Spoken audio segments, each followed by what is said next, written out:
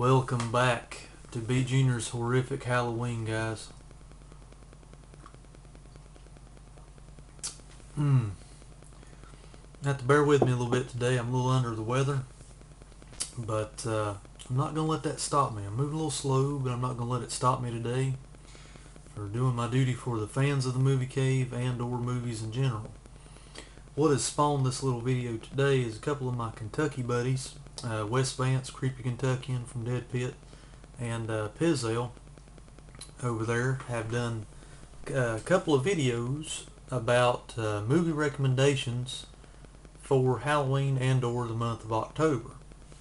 And what really kind of wanted me to jump on the bandwagon, made me want to do that and just kind of jump into this juicy subject today and put it in B.Jr.'s Horrific Halloween is because I've been feeling a lot of the same way as my Kentucky buddies have been.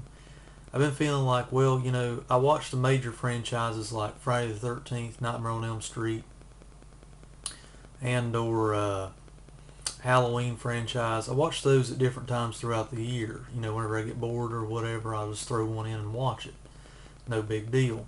When it rolls around this time of year, especially the last couple of years, I've been just kind of wanting to try different things, new things, and I've got plenty on the shelf to choose from now, and I'm sure a lot of folks have collected a lot of these along the way, or may have access to Netflix. So what I did was today, and this is sort of a video response to both of these guys, Pizzell and Wes Vance channel, Dead Pit channel. I did 2 stacks of videos of recommendations that I'm going to talk about today. I did a stack of old films, or older films that I don't think a lot of people talk a lot about, and that I could recommend for either the Halloween night or the month of October Halloween season kind of viewing. You know, just not the mainstream ones or the ones that people talk about a lot. And also a stack of newer ones that came out during the last decade just about, that I can recommend, from my opinion, are good movies that have good rewatchability that you can watch over and over again. And are the ones that there's not been a whole lot, but there's been a few that have slipped through the radar and I feel like are worth your time, or that I like and I'm going to recommend today. Let's do the new ones first. Of course, you'll have to forgive my ghetto cover on this one. I got an ex-rental copy of it recently. I just whipped me out a quick cover, so I'm wanting to get it on Blu-ray whenever it comes down in price. But it's Insidious, James Wan film. I have it on DVD here, and even the DVD quality is great on it. So it's just one of those little films that just came out this year and really kind of surprised a lot of people. Now, it's not the end all to all horror movies. It's not going to change the face of horror forever. You know, it's just one of those. It's got a creepy vibe to it. It's about a ghost story, out of body experiences, all that kind of stuff. And Lynn Shay was at the recent Scarefest convention I attended, and she shows up prominently in this movie. And James Wan has really done a good job with this film. I mean, for a lower budget film in today's movie world, and for the box office take that it had, I only hope that they just give that man more money to make movies, because he's a young guy and he can still make a whole lot. So keep a watch on James Wan in years to come. And I couldn't stand it. I try not to do double dip on the same directors, but I had to mention this one because it's one of those that came out in the last decade. It's also a James Wan film. It's got a good creepy ghost story vibe to it. It got the mad puppet stuff in there. It's Dead Silence. I also have this on HD DVD. I can say the HD quality of the HD DVD is awesome. It's got to be on par, if not the same as Blu-ray. I'll definitely try to get this one on Blu-ray. I just pulled the DVD off the shelf because it was quick and easy. Great, eerie little movie to watch around Halloween season. I've always liked this one. I've always championed Dead Silence. People kind of love it or hate it, but here's another ex-rental.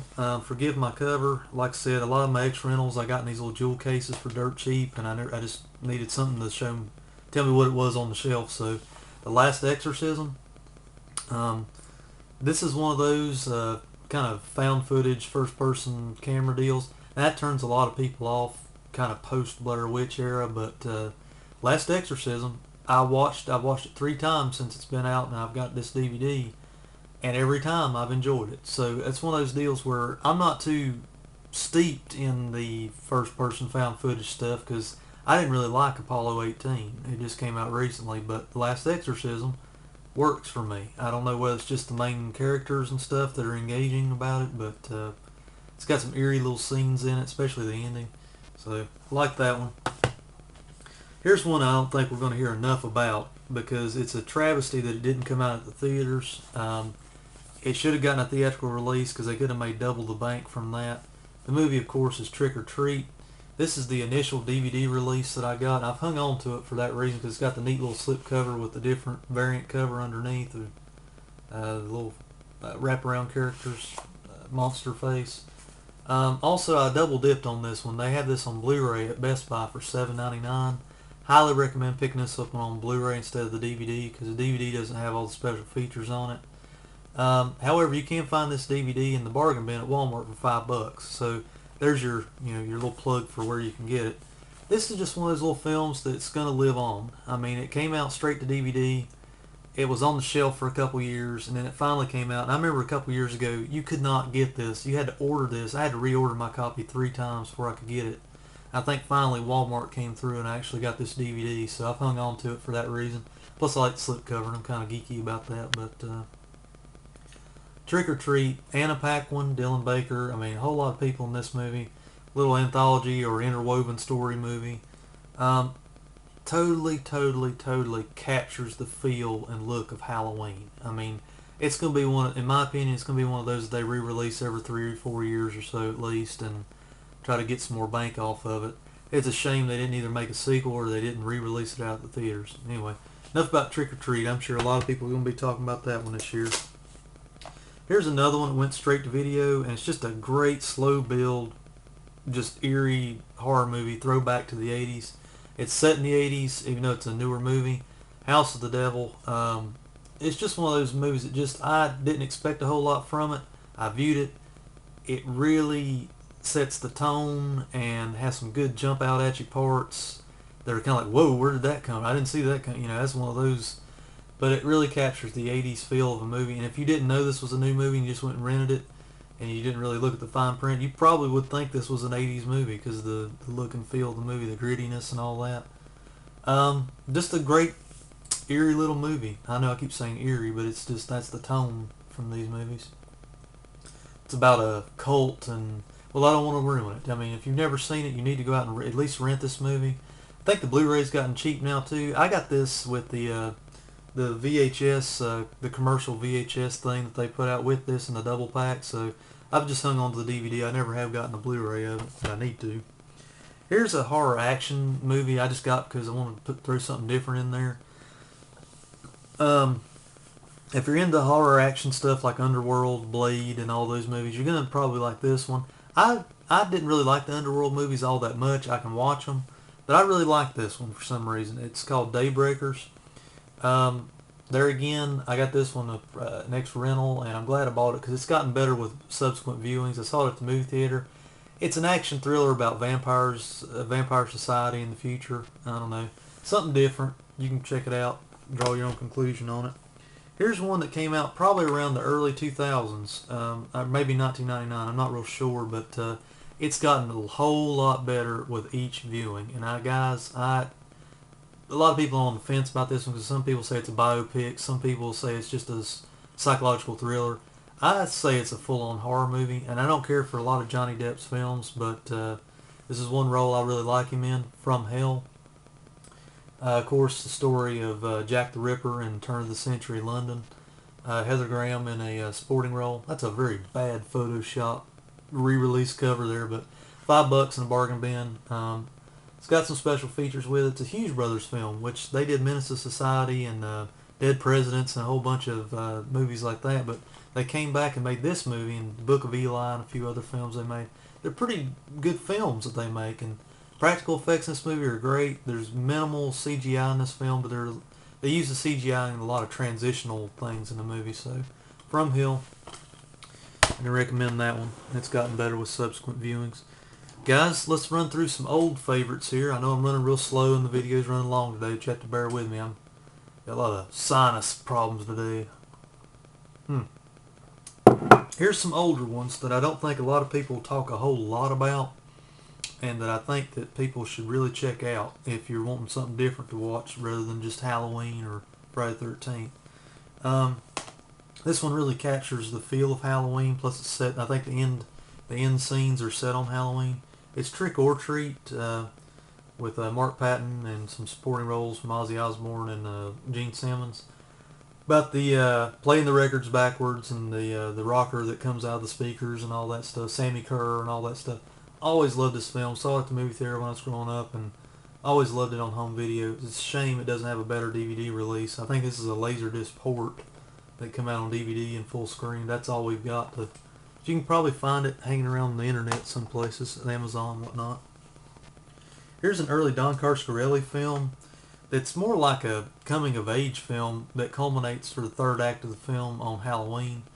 So it really it's kind of like a Stand By Me Halloween young boy coming-of-age movie, but it's Kenny and Company, starring Michael Baldwin from Phantasm Films, and some other kid actors of the day, and a lot of the supporting roles you'll see them pop up in Don Coscarelli films, like Reggie Bannister's in this. On the back, they got pumpkins on the back. I mean, so like I said, it captures the feel of Halloween, and it really captures that feel of when I was a boy. You know, a lot of your costumes were homemade, and they do that. And this is set in the late '70s, so it's a little bit before my time, but you know, I came in through right after that, and it's back in the day when parents could just turn their kids loose in the neighborhood and say, "Hey, be back before midnight" or something like that, and get all the candy you can. Let us check it first. But nowadays you don't let your kids go more than 5 feet without an adult, you know, so it's one of those kind of deals. Here's a Brian De Palma slasher film. It's like a slasher film, but it's the Brian De Palma version of a slasher film. But it doesn't get talked about a whole lot. It's called Dressed to Kill. This did come out on a new Blu-ray re-release. I've yet to see that. I don't know if it's worth your time or not. This is loaded with special features. It's DVD. It's just an engaging, it's sort of like an Americanized giallo film. A lot of weird stuff going on, a lot of, weird vibe going on in this film. But it's at its core, it's got great special practical effects and good, little slasher film. Here's one you'll probably have to track down on VHS or convention DVDs. New Year's Evil. I got this at Fright Night Film Fest. I can recommend this one. The reason why this one loses out at Halloween is because obviously it's on a different holiday. It's one of these holiday slasher films. But it's got a good party atmosphere. It happens on New Year's when a lot of people are wearing costumes. So you still get kind of a Halloween vibe in it, I think. But it's just, I've always enjoyed this little slasher. If you can locate an old VHS of this or something, I highly recommend it. If you want like a monster movie that's not widely known or widely talked about, this is a release that came out over this last year. Roger Corman line, Humanoids from the Deep. It's takes a little while to get going. It's not jump in right, but it's got good practical effects. It's got laughable monsters in it, and Rob Bottin, I think, did the special effects in this movie. I'm thinking he did these. I could be wrong, but just a great all-around little Roger Corman monster fair, especially the end massacre scene there at the get-together. Here's one I grabbed at Scarefest. Now there's a better DVD double disc release of this that came out recently. It's a little expensive, that's why I didn't grab that one right away. But this is a decent one I like already. Nightmare in a Damaged Brain, or Nightmare, whichever title you can find it under. Just a good little low-budget, gritty, grindhouse atmosphere slasher from the early 80s. I believe 1982 is when this one came out. And basically, it's set a week in the life of a serial killer who's going down the coast of North Carolina, South Carolina, and culminates in Florida. And it tracks his goings-on each day. It goes Monday, Tuesday, Wednesday, so forth. And it's about it rips off Halloween, where you've got like a psychiatrist trying to follow him and trying to find out where he is and all that stuff. But it's got excellent practical effects. The killer does wear a mask at some portion in the film, and it's just it's very derivative of When a Stranger Calls, and got some Halloween rip-off parts in it, and very, very derivative, very, very knockoff in some parts. But all in all, not a bad slasher. I really enjoyed it. Nightmare or Nightmare in a Damaged Brain, whichever you can find it under. I got this recently from Amazon. It's a triple feature of Shriek Show movies. Girls Night Out, One Dark Night, and Blood Sisters. I tend to lean more towards the first two. Girls Night Out was a pretty good hokey, bad in that good way slasher, or good in that bad way slasher. One Dark Night, kind of a very hokey ghost story slasher, I guess you would call it. It's kind of weird like that. Blood Sisters, don't like it so much, but it's an interesting watch if you've never seen it before. I don't think I'll revisit it. That's just a good little hodgepodge of little films that not a whole lot of people talk about. Girls Night Out, I found out about this one from around 1988. Oddly enough, the lady that signed my Revenge of the Nerds poster back there, the main girl in the movie, Julie Montgomery, she stars in Girls Night Out and plays a really good part in the movie, I thought. But that's just a little extra recommendation I threw in there just for good measure. Guys, this has been a way over long video due in part to my slowness today, but I apologize. Rock on. That's just some recommendations of you know, widely known titles and or newer ones that come out over the last decade that I really like. Draw your own conclusions, guys, and have an awesome Halloween. Take care, dudes.